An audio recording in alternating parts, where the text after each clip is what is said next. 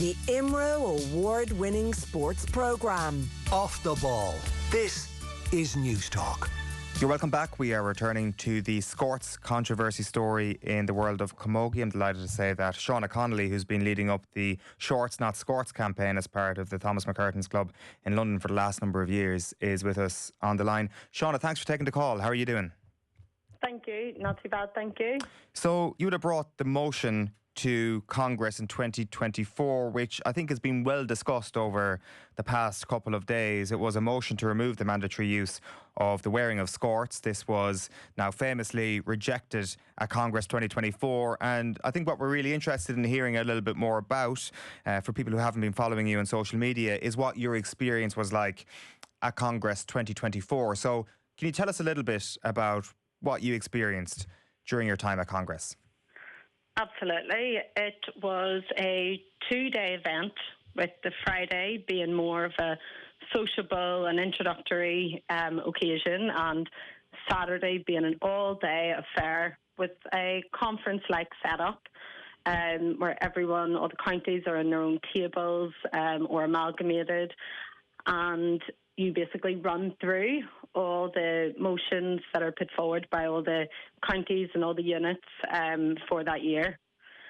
So on the Friday evening, Heather, who's my teammate and other representative, we went over from London to represent Britain. And on Friday we set out to discuss firstly with all the other counties that had also put forward and that we knew supported the motion for shorts to be included in the guidelines in the rulebook. So we first of all set out with them and we discussed what was happening for the weekend and discussed, right, okay, firstly, we can only have one representative to talk firstly in the opening argument of the debate for 5 minutes. And who would that be? So everyone decided unanimously that it would be myself, because I have driven the campaign for Shorts Not Skorts for Thomas McCurtain's. And then from then on, we just fanned out and we decided, let's lobby, as in let's talk to all the other counties and let's understand what their point of view is, what way they're voting, and let's chat to them in a friendly manner and try and find out what their reasoning is for voting against it, and giving them our point of view and our research as to why we want to include shorts into the agenda.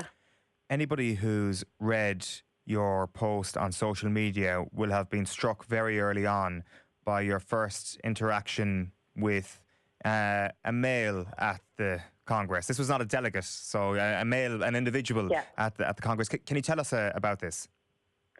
Yes, we turned around, we were ready to start lobbying, to start chatting to people, and we turned and spoke to this man and asked for his opinion. And what was most memorable was that he said he prefers the look of skorts on women as opposed to shorts. He just outright said he prefers the look of it, and it felt inappropriate and disrespectful to players across the board. And from then we kind of thought, if this is one person's thought, is that going to be other people's? And it was echoed a couple of other times. So we knew we were up against it. We did know, luckily, that person didn't have voting rights, but it still didn't make us extremely confident for the weekend ahead. And it's at the official voting arena for a women in sport organisation. I mean, how do you even react to hearing something like that? We were just in shock and just said, "Oh, well, that's not our opinion. That's not why we think that women should be decided upon." It just felt very awkward to answer at the same time, and we just tried to answer as diplomatic as possible and as logical as possible as well when we were hit with those type of comments. You've had a number... And just back it with research, basically.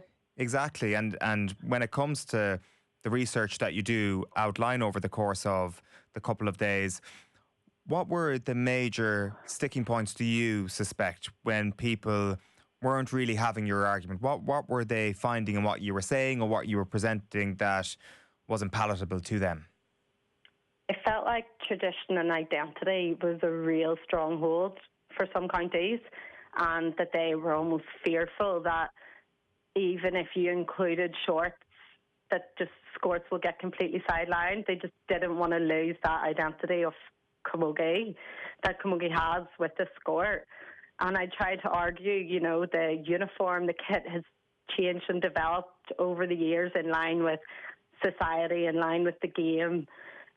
You know, it's faster as well than it used to be. So that's something I tried to argue against, let's say. And I also referenced that in my opening debate and said, you know, all you need to do is look to the back of the room where the association had a display of these this uniform throughout the years, and just say you can be a part of the next, you know, the next generation of the kit, and also just remind them that they're not losing Skorts; they're just giving players a chance to wear shorts.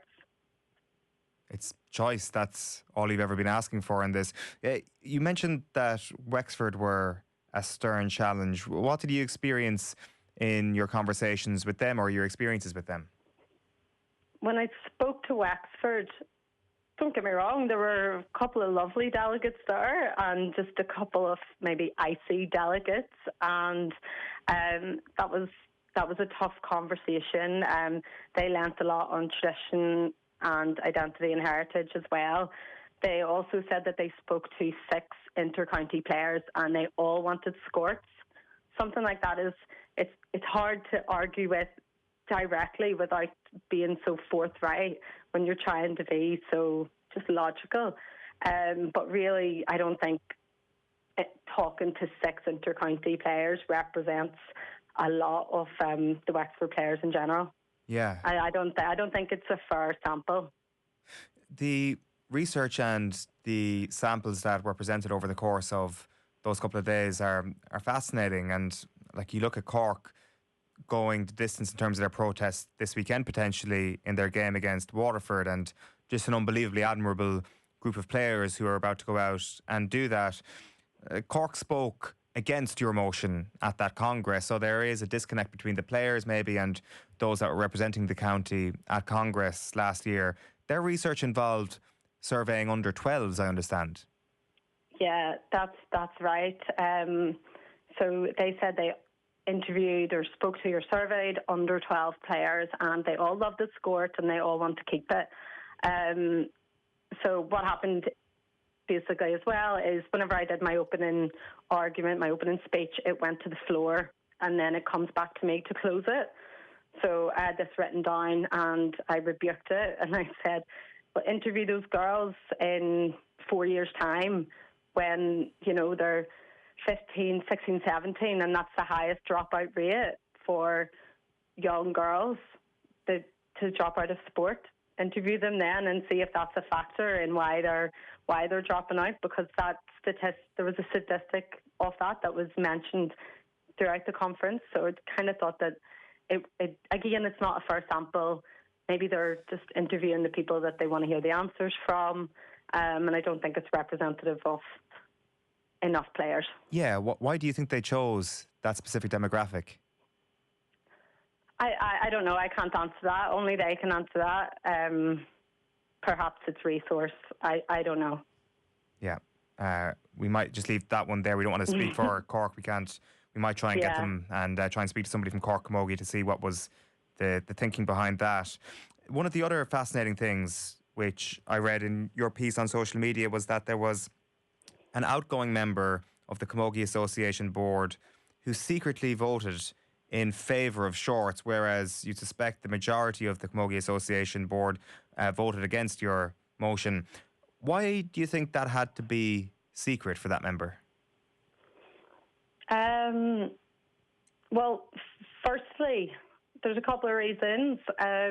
Firstly, when you're going to Congress, you as like a county, let's say, for example, Britain, myself and Heather, we had to agree on what motions we were going to pass and what motions we weren't. So you kind of have to be collective with your votes. You're mandated.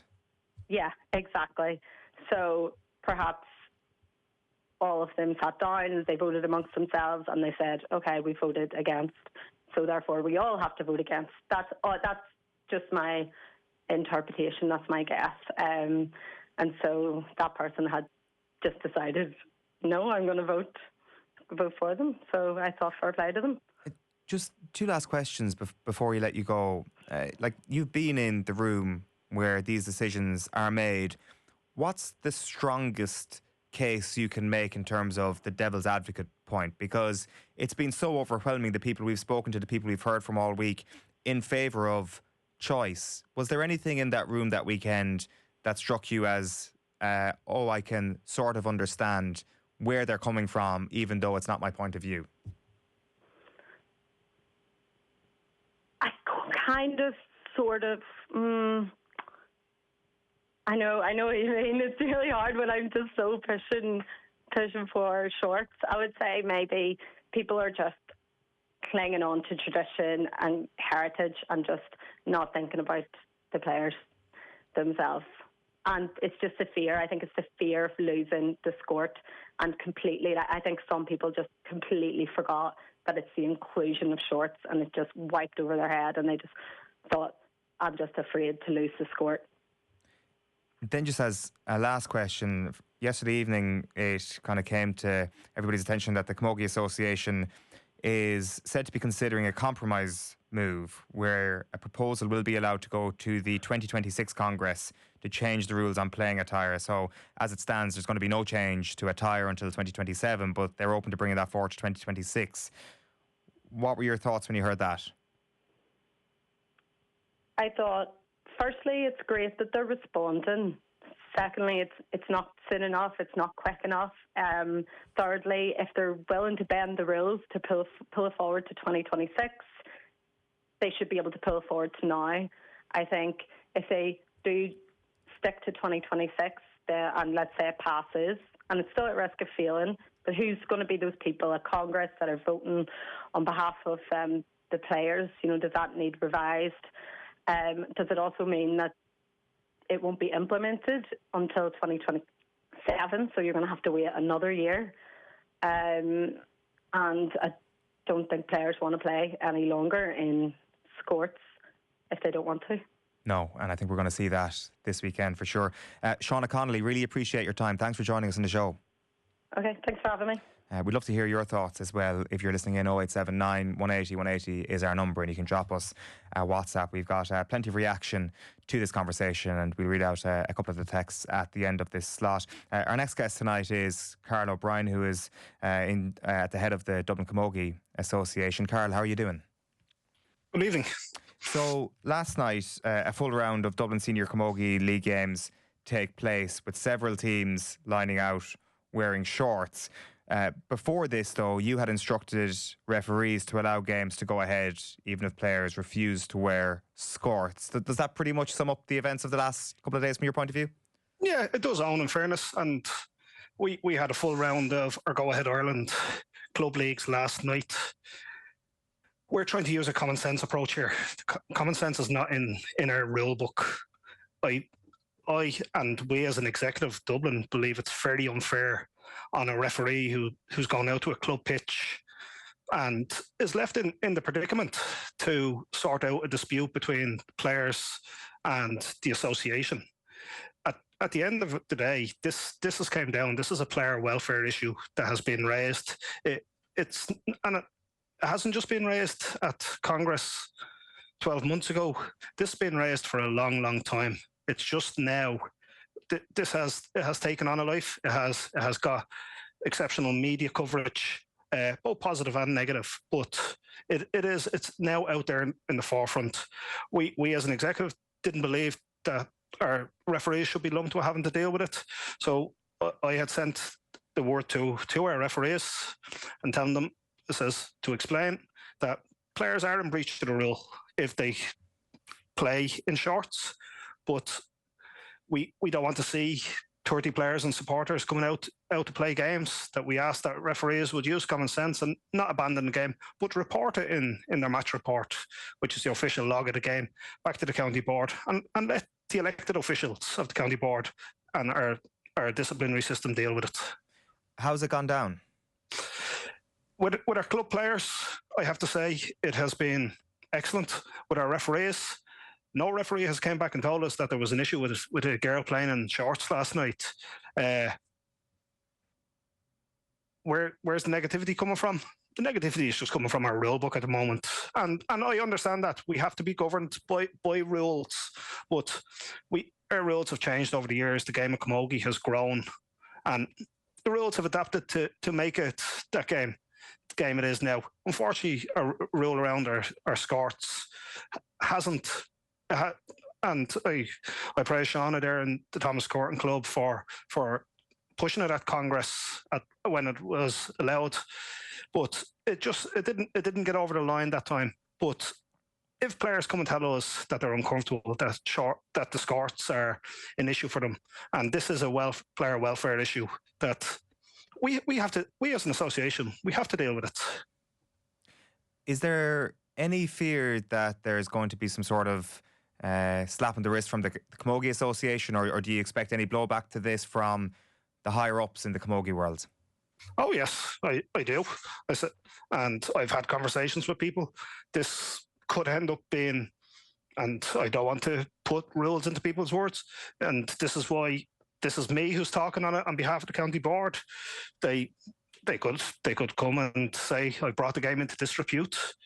I stand over what I have done. Our referees stand by our players. At the end of the day, our players are this association. If there's no players, there's no referees, there's no county officials, there's no provincial officials. The association is built on volunteers and players. And we in Dublin, and I can only speak for Dublin, we are backing our players. If our players tell us that is an issue, it is an issue. Like, we can put this back. There's a few easy ways that I believe that this could be sorted. At national level, they can give a derogation. They can give derogation and trial shorts. The choice is shorts. Not everybody might want to wear them, but give a derogation and trial it in our upcoming championship. And they'll come back and say that they can't because it's not a playing rule. But under Rule 17.5 of our association, under the club constitution, it gives Art Corla the power to summons a special congress in 14 days, with 14 days notice. We've people there who know the rules, and who probably know the rules better than I do, that could make this happen, I believe. And I've no doubt there's parents out there, there's young girls out there, there's players out there, there's our sponsors out there. All this, while it is very positive that this is in the limelight, it will have a negative effect on people who want to support the game of camogie. People don't want to come in and support something that looks like it's in turmoil. Yeah, and just to go back to what you said about the derogation, it's kind of stroke of a pen stuff, really, and I think given how big this story has become, you could forgive a special Congress, right? I think everybody would understand the need, given how out of control this whole story has become, and there's really no way out for the Camogie Association at this point, given what we expect from Cork and Waterford this weekend. Should it even need to go to a special Congress? People will be asking, but if you need to go through those official lines to actually change the rule book, then so be it. But surely that's not beyond the bounds of possibility that somebody's considering a special Congress in the not too distant future. No, and that can't be beyond the bounds of it. And I've no doubt there are people in probably higher positions, and Shauna spoke on one outgoing member of the committee actually voting against what's decided. Who am I as a male to tell a female what she should wear on the pitch? And I understand, and people keep throwing at me all week that it's the rules of the association.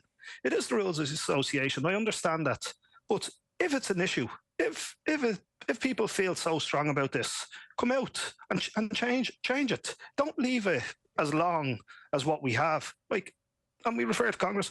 Congress was that Congress where this was voted on was 13 months or so ago. This is not because Dublin and Kilkenny walked out to St. Peregrine's on Saturday and warmed up in shorts and were told to go back in and change. This has been boiling within the association for a long, long time. Like, we in Dublin, and I can only speak for Dublin, we provide shorts to our senior players as part of their training kit. All our players train in shorts. They don't come out and train in skirts. And it's not out of fear that they have to wash it for a match on Saturday. It's because it's bloody uncomfortable for them that they come out and they train in their shorts. Can I ask, what happens if the Camogie Association get in touch with you and say you must not proceed with your freedom of attire process as we saw last night? What would your response to that be? I don't know what the response will be. I know what my response would love to be, but I would hope that common sense is going to prevail in this one, and that people. This is nothing personal. This is nothing personal from Dublin or any county who is involved in this. This is nothing personal. This is, we want the best for our players. We want the best for our club players. We want to, and we speak of the identity of the game and the history of it. And I understand the history, but the identity of a girl playing camogie is not her walking down the road to her local club with a skirt. There's nobody looking at what she's wearing, and whether it's shorts or skirts or if she's in a 3-foot dress. It's a hurl and a helmet in her hand. That's what distinguishes a young girl going down the road to play camogie. It's not what she has wrapped around her legs. Exactly. And like, as Shauna pointed out earlier on, the tradition point is actually slightly disingenuous. Like, as you very well put it there, the tradition of camogie has nothing to do with the sport. The tradition of camogie is the great athletes we've seen, the great Dublin camogie teams that we've seen decades ago, and the current teams, and that's what the sport and its tradition represents. It's nothing to do with the attire. Yeah, no, this is about our players now. This is about our players in the future, and the game is evolving, and we have to move our rules along with it. Right, how we do it and what way we do it is a bigger argument here at the moment. But we for everybody, for the young girl who wants to play, who feels uncomfortable, or the girl playing at Junior 6 camogie who tugged out last night to play a match in the Phoenix Park, who feels more comfortable in shorts. If we're losing players at any level because they're not comfortable wearing a skirt, we need to fix that. We do. Like, we would be at county games a lot. I've spoken with numerous photographers over the years, and any photographer will tell you that when they take photographs at a camogie game, that they're probably losing 50 or 60% of those photos because they can't publish them between the skirt coming up and what's on show. It's like something just has to give at this stage. Unfortunately, it has came to what happened on Saturday, and I think what we're going to see this weekend in the Cork and Waterford Munster final is going to be on a larger scale than what happened in St. Peregrine's last weekend. Just one last thing to put to you, Karl, because I read this text out earlier on, just from Eoin G on WhatsApp.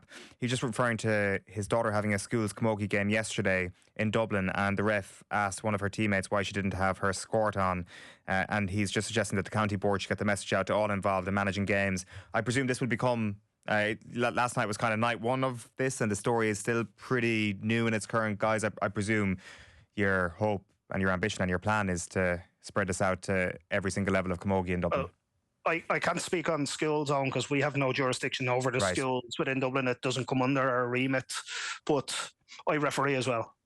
So I would be out. I do school games. And the majority, and it comes down to funding as well. Majority of schools or clubs or people from a deprived area can't be putting their hand in their pocket. They haven't got the money to buy a skirt either. Like, if you come into our club and you play ladies football and you play camogie, you're coughing up your annual membership. You're probably coughing up your subs each week. You're coughing up the price of your shorts and your socks. Then if you want to play camogie as well, you're coughing up for the price of a skirt as well. And the price of a skirt compared to a pair of shorts is a bit more than your standard pair of shorts. Yeah, for sure. Karl O'Brien, Chairman of Dublin Camogie, thanks so much for joining us. Thank you. Cheers. We're going to take a quick break. We'll get to your texts next. Off the ball on News Talk.